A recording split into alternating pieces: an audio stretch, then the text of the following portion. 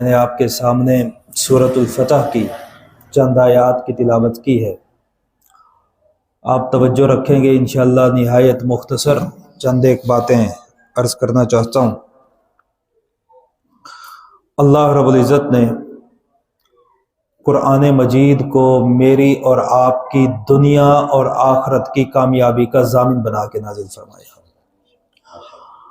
اللہ رب العزت نے جناب محمد رسول اللہ سب کہیے صلی اللہ علیہ وآلہ وسلم کی بعثت مبارکہ اور حضور اکرم صلی اللہ علیہ وآلہ وسلم پر نازل ہونے والا قرآن مجید اور خود اپنی قدرت کاملہ کے مظاہر میں جو سب سے بڑا مقصد بیان کیا وہ دین اسلام کا غلبہ ہے۔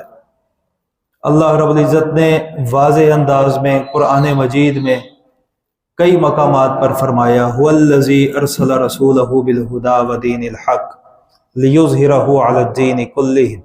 اللہ فرماتے ہیں کہ میں ہی وہ ذات ہوں جس نے اپنے پیغمبر کو حق دے کر بھیجا اور اس کا مقصد یہ ہے کہ وہ اس کے دین کو تمام دینوں پہ غلبہ عطا فرما دے۔ یاد رکھیے گا اللہ رب العزت نے جہاں پر بات فرمائی ہے لفظ دین کا ارشاد فرمایا الیوم اکملت لکم دینکم واتممت علیکم نعمتی ورضیت لکم الاسلام دینا۔ یہ دین کیا ہے؟ دین طریقے اور روش کو کہا جاتا ہے، دین نظام زندگی کو کہا جاتا ہے، زندگی گزارنے کے طریقے اور دستور کو دین کہا جاتا ہے۔ دین کی اہمیت کیا ہے یہ بات ذہن میں رکھیے گا۔ انسانی جسم کے اندر جو جسمانی اعضاء ہیں ان اعضاء میں سے ہر عضو کی شکل بھی مختلف ہے، مزاج بھی مختلف ہے۔ ہماری آنکھوں کی جو شکل ہے وہ ہمارے کانوں کی نہیں، جو کانوں کی ہے وہ زبان کی نہیں، جو زبان کی ہے وہ ہاتھوں کی نہیں، جو ہاتھوں کی شکل و صورت ہے وہ پیروں کی نہیں۔ شکل و صورت سب اعضاء جسمانیہ کے مختلف اور ان کا مزاج اور فنکشن بھی ہر ایک کا مختلف۔ جو کام آنکھوں کا ہے وہ کانوں کا نہیں، جو کانوں کا ہے وہ زبان کا نہیں، جو زبان کا ہے وہ ناک کا نہیں، جو کام اور فنکشن ہاتھوں کا ہے وہ پیروں کا نہیں۔ یہ مختلف صورت اور مختلف المزاج جو جسم کے اعضاء ہیں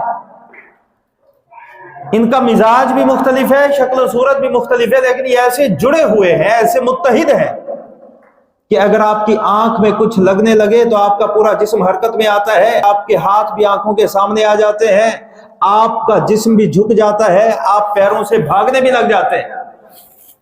حملہ صرف ایک عضو پہ ہوا، تمام اعضاء جسمانیہ نے حرکت کی ہے جن کی شکلیں بھی مختلف ہیں، مزاج بھی مختلف ہیں۔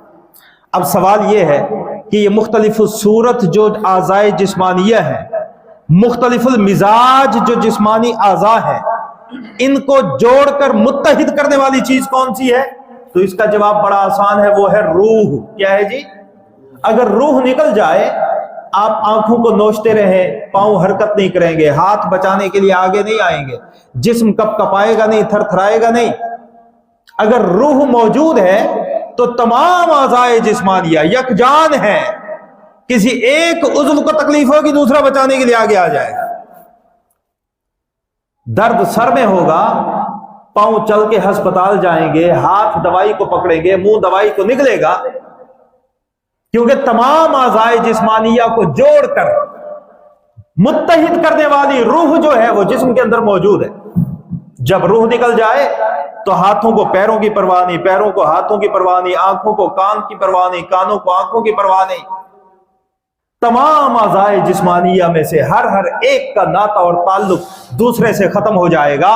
میں بتانا یہ چاہتا ہوں کہ جس طرح جسم کے مختلف صورت، مختلف المزاج اعضاء جسمانیہ کو جوڑنے والی چیز روح ہے، بعین ہی اسی طرح ایک گھرانے میں رہنے والے مختلف الصورت، مختلف المزاج افراد، ایک معاشرے میں رہنے والے مختلف الصورت، مختلف المزاج افراد، ایک قوم اور ملت میں رہنے والے مختلف الصورت، مختلف المزاج افراد، ایک امت میں رہنے والے مختلف الصورت، مختلف المزاج افراد کو یکجان کر کے جوڑنے والی چیز وہ اللہ کا دین ہے۔ جس طرح روح کو جسم سے نکال دے تو جسم کے اعضاء کا آپس میں کنیکشن ختم، احساس ختم، تعلق ختم، ناتا ختم، بعین ہی اسی طرح اللہ کے دین کو نکال دیں، اللہ کے دین کو نکال دیا جائے تو ایک گھرانے میں رہنے والے افراد کا آپس میں تعلق ختم، ناتا ختم، ایک معاشرے میں رہنے والے افراد کا آپس میں تعلق اور اتحاد ختم، حتیٰ کہ ایک امت میں رہنے والے افراد کا بھی آپس میں تعلق اور اتحاد ختم ہو جائے گا۔ یہی وجہ ہے کہ ہم دیکھتے ہیں جن گھروں میں دین نہیں، ان گھروں کے اندر ماں باپ کو اولاد کی پرواہ نہیں، اولاد کو ماں باپ کی پرواہ نہیں، شوہر ہے تو بیوی کا لحاظ نہیں، بیوی ہے تو شوہر کی قدر اور احساس نہیں، بھائی بہن کا نہیں، بہن بھائی کی نہیں۔ اور جس قوم جس معاشرے سے دین نکل جائے اس معاشرے کا حال بھی یہی ہوتا ہے کہ پڑوسی کو پڑوسی کا پتہ نہیں ہوتا، پڑوسی کے گھر میں میت ہو چکی ہے، ساتھ والے پڑوسی کو اس کا احساس تک نہیں۔ وجہ کیا ہے کہ معاشرے کو جوڑ کر رکھنے والی جو چیز تھی دین، وہ نکل چکا ہے بیچ میں۔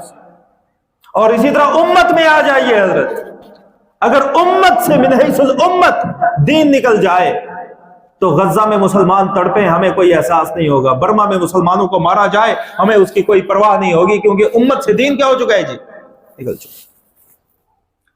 تو خلاصہ یہ نکلا کہ جس طرح جسم کے مختلف اعضاء کو یکجان کرنے والی چیز روح ہے، بعینی اسی طرح معاشرے میں، گھر میں، امت میں رہنے والے مختلف المزاج افراد کو جوڑ کر یکجان کرنے والی چیز وہ اللہ کا دین ہے۔ جب بات ہوتی ہے اللہ کے دین کی تو اس سے مراد صرف 5 وقتی نماز نہیں ہے، روزہ حج زکوٰۃ نہیں ہے، صدقہ اور خیرات نہیں ہے۔ میں نے شروع میں عرض کر دیا کہ دین نام ہے طریقے اور روش کا، دین نام ہے نظام زندگی کا، اور اللہ رب العزت نے یہی نظام زندگی پوری دنیا پہ غالب کرنے کے لیے جناب محمد رسول اللہ سب کہیے صلی اللہ علیہ وآلہ وسلم کو مبعوث فرمایا ہے۔ یہ نماز، یہ روزہ، یہ حج، یہ زکوٰۃ، یہ مسجدوں میں اجتماع، یہ تو اس نظام کو نافذ کرنے اور اس مقصد کو حاصل کرنے کے ذریعے ہیں۔ لیکن آج ہم نے انہی اعمال ظاہرہ کو مقصد اسلام سمجھ لیا، مقصد دین سمجھ لیا، دین کلی سمجھ لیا۔ یہی وجہ ہے کہ صف اول کا نمازی ہے، حاجی ہے، نمازی ہے، صف اول میں نماز پڑھتا ہے، باپردہ خاتون ہے، تہجد گزار ہے، 5 وقت کی نمازی ہے، لیکن جب اسی کی بچی کی شادی ہوتی ہے، شادی حال میں بات نظم اور نظام کی آتی ہے تو اس نظام کا حال یہ ہے کہ مخلوط نظام میں شادی ہو رہی ہے، پردے کا وہاں پہ اہتمام کوئی نہیں، اور اس نظام کو درست کرنے کا بھی احساس نہیں ہوتا۔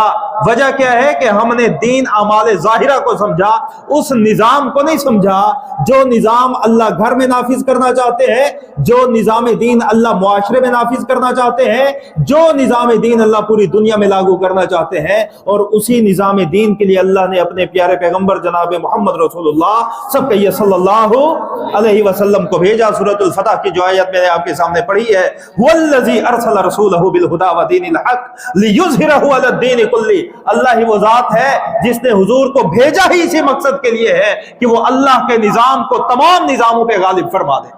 جب اللہ کا نظام آ جائے گا پھر میرے اور آپ کے مزاج کا نظام نہیں چلے گا، نہ گھر میں، نہ شادی میں، نہ غمی میں، نہ قوم میں، نہ معاشرے میں، نہ امت میں۔ اور یہ نظام جو نافذ ہوگا، اللہ رب العزت نے قرآن کی اگلی آیات میں اس نظام کو نافذ کرنے والے افراد کا تذکرہ فرمایا ہے کہ اس نظام کو نافذ کون کرے گا۔ فرمایا محمد رسول اللہ، پہلا جزو ترکیبی جو اس نظام کو نافذ کرنے والا ہے، اللہ رب العزت نے فرمایا وہ میرا رسول جناب محمد رسول اللہ سب کہیے صلی اللہ علیہ وسلم۔ اور حضور نے اس نظام کو دنیا میں نافذ کرنے کے لیے ابتدا فرما دی۔ علماء موجود ہیں، حضور اکرم صلی اللہ علیہ وآلہ وسلم کی مدنی زندگی کا دورانیہ ہے 9 سال 9 مہینے 9 دن، 9 سال 9 مہینے 9 دن، اور ان 9 سال 9 مہینے 9 دنوں میں حضور اکرم صلی اللہ علیہ وآلہ وسلم نے 27 غزوات لڑے ہیں، کتنے جی؟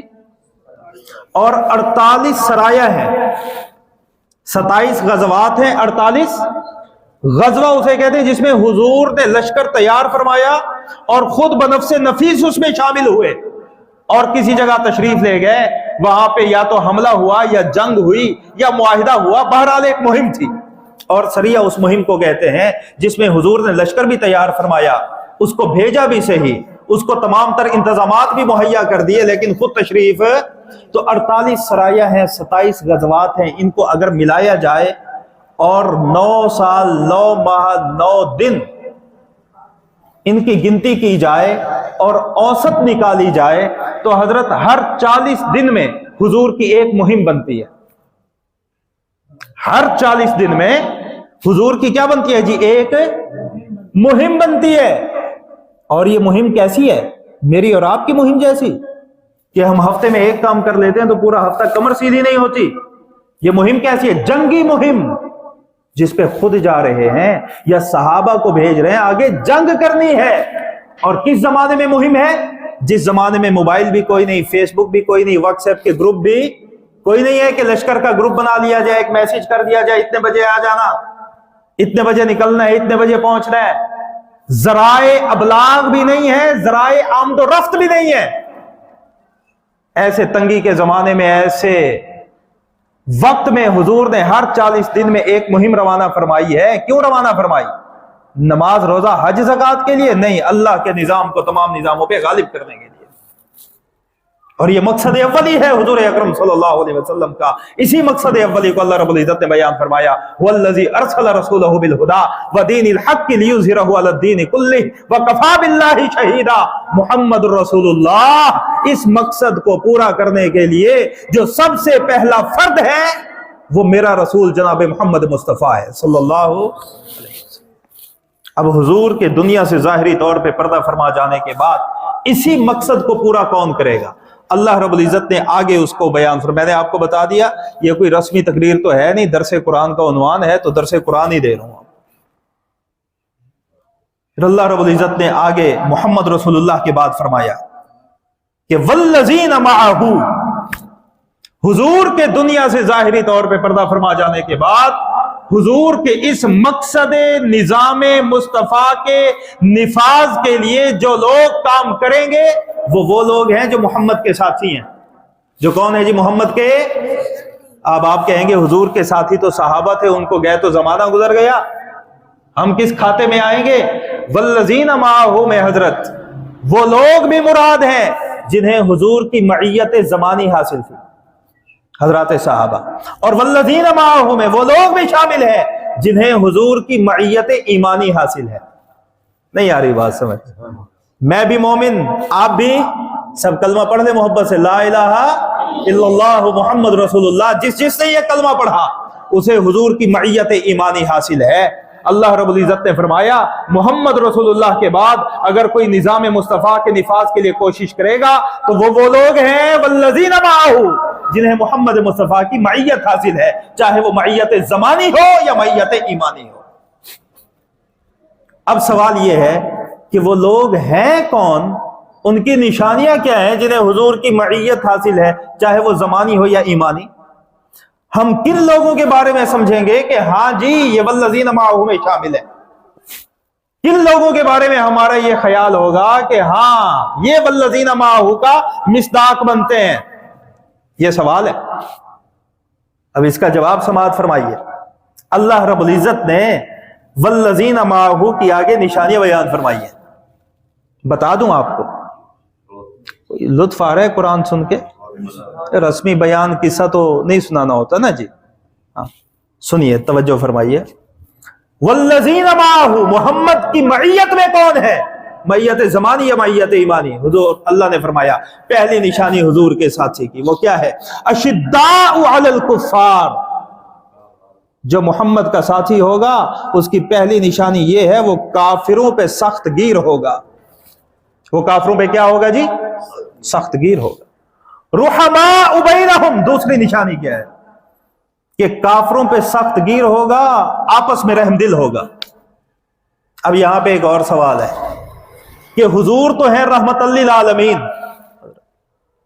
وما ارسلناک الا رحمۃ للعالمین، اے پیغمبر ہم نے آپ کو تمام تر جہانوں کے لیے رحمت بنا کے بھیجا ہے۔ جب حضور خود رحمت للعالمین ہے تو حضور کی معیت کا جو اثر آیا تو رحماء بینہم پہلے آنا چاہیے تھا، اشداء علی الکفار کو بعد میں آنا چاہیے تھا، لیکن اللہ رب العزت نے حضور کی معیت کے جو اثرات بیان فرمائے ان میں پہلا اثر یہ بیان کیا کہ وہ کافروں پہ سخت ہیں، اس کے بعد فرمایا آپس میں نرم دل ہے۔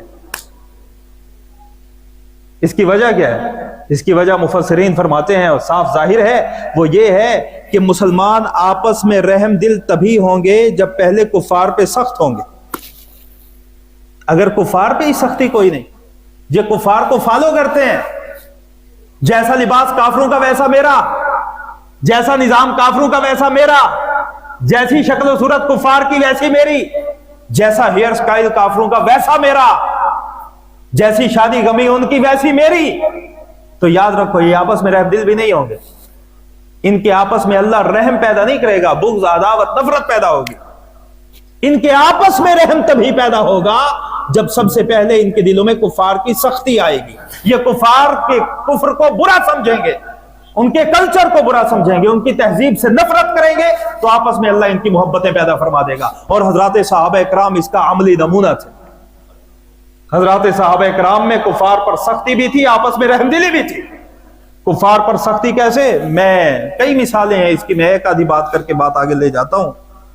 حضرت سیدنا صدیق اکبر، سب کہیے رضی اللہ تعالیٰ عنہ، ان کے فرزند ہیں عبد الرحمن بن ابو بکر۔ عبد الرحمن بن ابو بکر غزوہ بدر میں کفار کے ساتھ تھے، مسلمان نہیں ہوئے تھے، کفار کے لشکر میں شامل تھے۔ حضرت ابو بکر ان کی تلوار کی زد میں آئے، بعد میں کبھی وقت آیا، مدینہ کا دور تھا، عبد الرحمن بن ابو بکر بھی مسلمان ہو کے مدینہ آ چکے تھے، تو عبد الرحمن بن ابو بکر نے صحابہ کی موجودگی میں اپنے ابا جان حضرت ابو بکر کو ازراہ تفنن کہہ دیا کہ ابا جان، بدر میں آپ میری تلوار کے نشانے پہ آئے تھے، باپ سمجھ کے چھوڑ دیا تھا۔ سیدنا صدیق اکبر نے کیا فرمایا؟ سنیے، آپ کو اشداء علی الکفار کا معنی سمجھ آئے۔ حضرت ابو بکر صدیق فرمانے لگے کہ میرے بچے، میں تیری تلوار کی زد میں آیا تو نے باپ سمجھ کے چھوڑ دیا تھا، لیکن قسم ہے اس ذات کی جس کے قبضے میں ابو بکر کی جان ہے، اگر تو میری تلوار کی زد میں آتا میں تجھے بیٹا سمجھ کے کبھی معاف نہ کرتا، کیونکہ تو محمد مصطفیٰ کے مقابلے میں لڑنے کے لیے آیا تھا، اور میں محمد کے دین کے نفاذ کے غلبے کے لیے لڑنے کے لیے آیا تھا۔ اس کے مقابلے میں چاہے میرا فرزند ہی کیوں نہ آ جائے، میں اپنی تلوار کو روکتا۔ یہ اشداء علی الکفار ہے۔ اور رحماء بینہم کیا ہے؟ کہ حبشے کا غلام ہے، رنگ کا کالا ہے، جسم کا لاغر اور کمزور ہے، نام بلال بن رباح ہے۔ حضرت ابو بکر صدیق منہ مانگی قیمت دے کر امیہ بن خلف سے بلال کو خرید کے آزاد فرما دیتے ہیں۔ یہ رحماء بینہم ہے۔ ابو بکر صدیق کے والد نے کہہ دیا، حضرت بلال بن رباح کو حضرت ابو بکر صدیق نے آزاد کرایا، اور جتنے غلام کلمہ پڑھ کے مسلمان ہوئے ابو بکر صدیق نے سب کو آزاد کرایا۔ تو حضرت ابو بکر صدیق کے والد کہنے لگے کہ میرے بچے، ایسے غلام خرید جو تجھے کچھ نفع بھی دیں، جو مر جائیں تو ان کی وراثت بھی تجھے ملے۔ یہ تو کیسے کیسے غلام لے رہے جو کسی کام کے نہیں، کسی کاج کے نہیں، ان غلاموں کو خرید کے تو کیا کرے گا؟ حضرت ابو بکر صدیق کہنے لگے، ابا جان، دنیا کے لیے خریدتا تو تگڑے غلام خریدتا، جس ذات کی خوشی کے لیے خرید رہا ہوں اس کو یہی غلام پسند ہے، اس کو بلال پسند ہے، اس کو عامر پسند ہے۔ تو یہ ہے وہ حضرات صحابہ، اشداء علی الکفار، کافروں پہ بڑے سخت ہیں، رحماء بینہم، لیکن آپس میں بڑے رحم دل ہیں۔ میں اس کی ایک اور مثال آپ کو دیتا ہوں، خلافت راشدہ کے زمانے سے۔ ایک یہودی اور ایک مسلمان دونوں کا جھگڑا ہو گیا۔ مسلمان جو تھا وہ ظاہراً تو مسلمان تھا، حقیقت میں منافق تھا۔ کچھ لوگ ایسے ہوں گے جو کہیں گے ہم اللہ پر ایمان لائے، آخرت پر ایمان لائے، لیکن وہ مومن ہوں گے، منافق تھا۔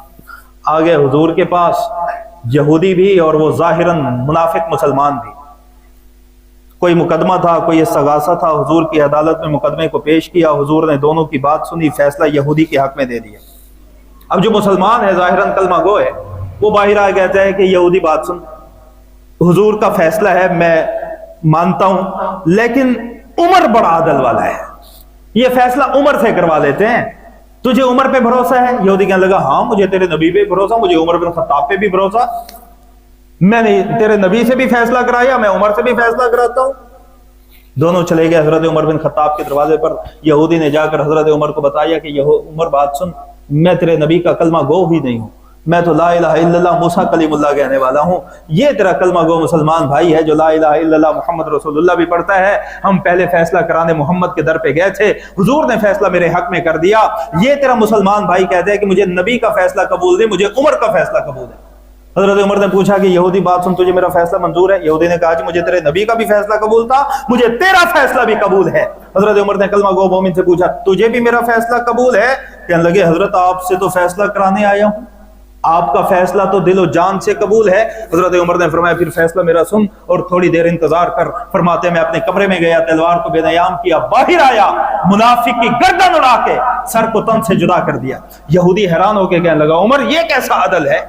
वो कोई कातिल तो नहीं था कि तूने उसे कत्ल कर दिया, उसका कोई इतना बड़ा गुनाह तो नहीं था जिसकी सजा कत्ल हो, तूने अपने मुसलमान कलमा गो भाई को कत्ल क्यों किया? अशिद्दा वलल कुफार का माना समझा रहा हूं। हजरत उमर फरमाने लगे कि यहूदी बात सुन, जिसे मेरे नबी का फैसला कबूल नहीं, उमर को उसका जिंदा रहना कबूल नहीं। जो नबी के फैसले को नहीं मानता, उमर उसकी जिंदगी को नहीं मानता। नबी के फैसले के मुनकर के लिए उमर के यहाँ यही फैसला है, उसे जिंदा रहने का कोई हक नहीं, उसे कत्ल कर दिया जाए। ये अशिद्दा वलल कुफार है। और रुहमाउ बैनहुम क्या है? रातों को गश्त करते हैं। हजरत उमर क्या करते हैं जी? रातों को एक घर से बच्चे के रोने की आवाज आई, गुजर गए, थोड़ी देर बाद फिर वहीं से गुजरे, बच्चे फिर रो रहे हैं, थोड़ी देर रुके, सोचा, फिर गुजर गए, थोड़ा आगे जाके इरादतन वापस आए कि देखो माजरा क्या है, किस्सा क्या है। बच्चा फिर भी रो रहा है, दरवाजे पे दस्तक दी हजरत उमर बिन खत्ताब ने। ये कौन है? 22 लाख मुरब्बा मील का हुक्मरान है, अरब व अजम का हाकिम है, कैसर और किसरा जिसके नाम से कांपते हैं, अनासिर अरबा पे जो हुकूमत करता है, ये वो उमर बिन खत्ताब है जिसके बारे में अल्लाह के नबी ने फरमाया था लौकाना बादी नबियुन लकाना उमर। उमर मेरे बाद नबूवत का दरवाजा बंद है, और अगर नबूवत का दरवाजा खुला होता तेरे अंदर वो तमाम तर सलाहियतें मौजूद है, अल्लाह तुझे नबी बनाता। आए दरवाजे पे दस्तक दी, दरवाजे पे दस्तक दी, बंदा बाहर आया, कहा जी तेरा बच्चा क्यों रो रहा है? तो अंधेरा था, वो पहचान भी ना सका कि सामने कौन खड़ा है।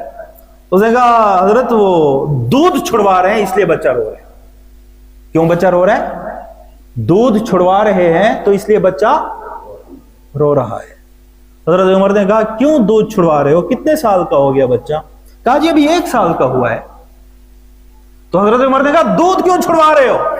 कहा जी अमीरुल मोमिनीन का नाफिज करदा कानून है कि बच्चा जब उसका दूध पीना अपनी मां का बच्चा छोड़ देगा तो हुकूमत की तरफ से उसे वजीफा जारी हो जाएगा।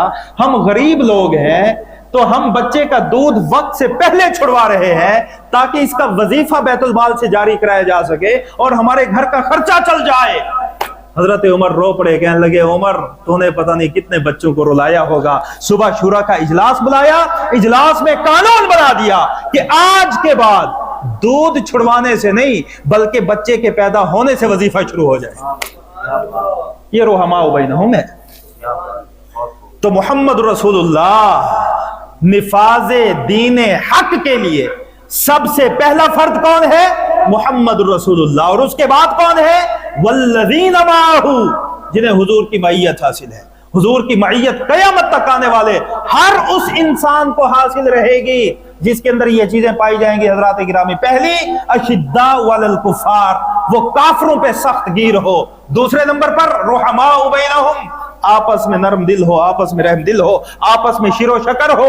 और तीसरी तराहुम रुक्अन सुज्जदा, ये मईयत मोहम्मदी का तीसरा असर है। और ये तीसरा असर तभी आता है जब काफरों पे सख्ती भी हो, आपस में रहम दिली भी हो। हजरत तब जाके मजा आता है अल्लाह के सामने रुकू और सजदा करने का, वरना तो मजा ही कोई नहीं आता। आप मुसल्ले पे जाएं, मुसल्ला उखाड़ के आपको पीछे फेंक देते हैं। लुत्फ ही तभी है कि जब ये अज्जाए तरकीबिया मुकम्मल हो। अगर फैशन तेरा मेरा काफरों वाला है, لباس کافروں والا ہے، چہرہ کافروں والا ہے، انداز کافروں والا ہے، پسند ہم کافروں کو کرتے ہیں، محمد کے حلیے کو پسند کرتے ہی نہیں۔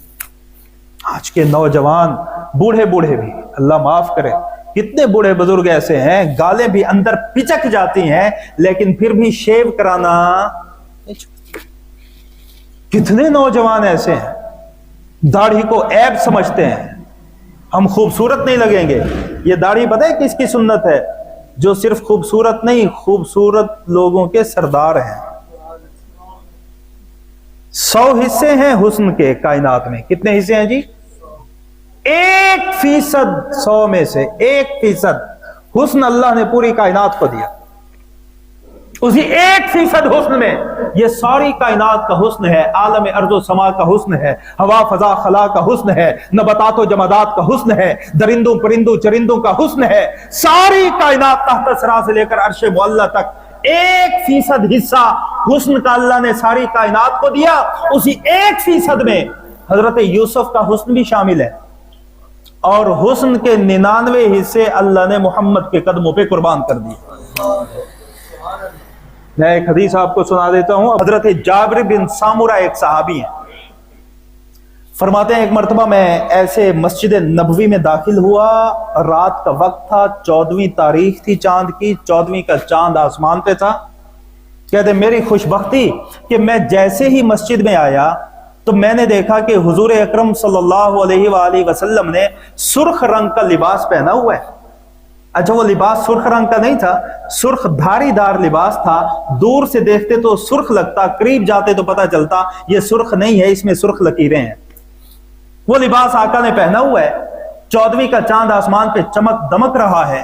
جابر بن سامورہ راوی ہیں، فرماتے ہیں میں جیسے ہی مسجد میں نے قدم رکھا، میری نگاہ حضور کے روشن چہرے پہ پڑی تو کہتے میں وہیں پہ رک گیا، حیران ہو گیا۔ کہتے میں اوپر چاند کو دیکھوں، نیچے حضور کے چہرے کو دیکھوں۔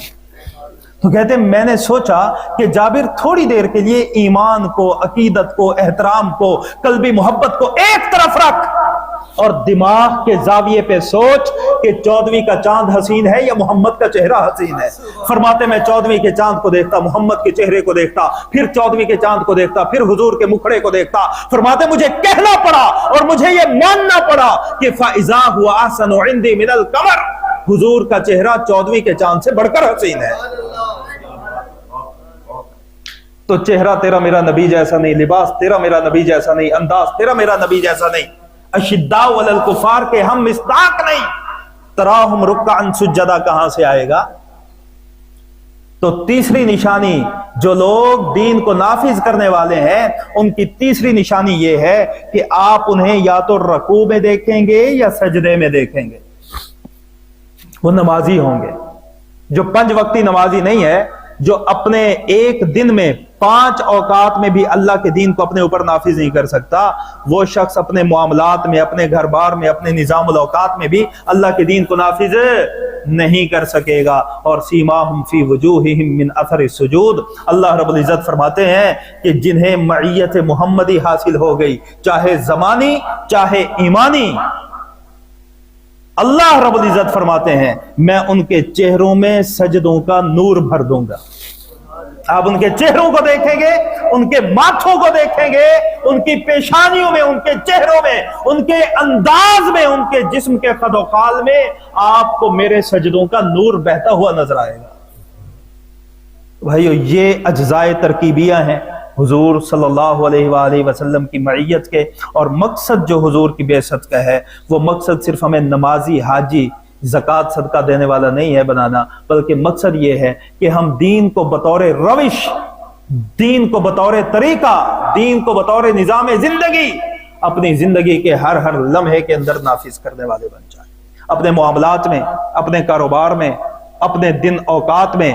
آج ہی جمعے کے بیان میں نے ایک بات سنائی، شیخ ابو الحسن خرقانی بہت بڑے اللہ والے گزرے ہیں، وہ فرمایا کرتے تھے کہ ایک دن، حضرت صرف ایک دن اگر کسی نے ایسا گزارا ہے کہ اس ایک دن میں اس نے کوئی گناہ نہیں کیا، وَذَرُوا ظَاهِرَ الْإِسْمِ وَبَاطِنَهُ، اللہ فرماتے ہیں ظاہری گناہ بھی چھوڑو، باطنی گناہ بھی چھوڑو، لوگوں کے سامنے جو گناہ ہوتے ہیں وہ بھی چھوڑ دو، جب راتوں کو خلوت اور تنہائی ہوتی ہے اور جو گناہ ہوتے ہیں وہ بھی چھوڑ دو، جس نے ایک دن ایسے گزار لیا، شیخ ابو الحسن خرقانی فرماتے ہیں رحمت اللہ علیہ، سمجھیے اس نے وہ دن حضور کے پہلو میں گزارا ہے۔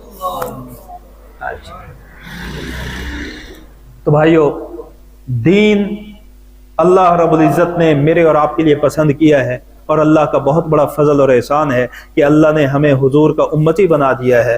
باتیں بہت ہیں، دین کی بات کی جائے، درس قرآن کی بات کی جائے تو قرآن تو ایسا گہرا سمندر ہے کہ انہی 4 آیات کی تفصیل میں جاتا چلا جاؤں تو شاید یہ سردیوں کی رات کم پڑ جائے گی۔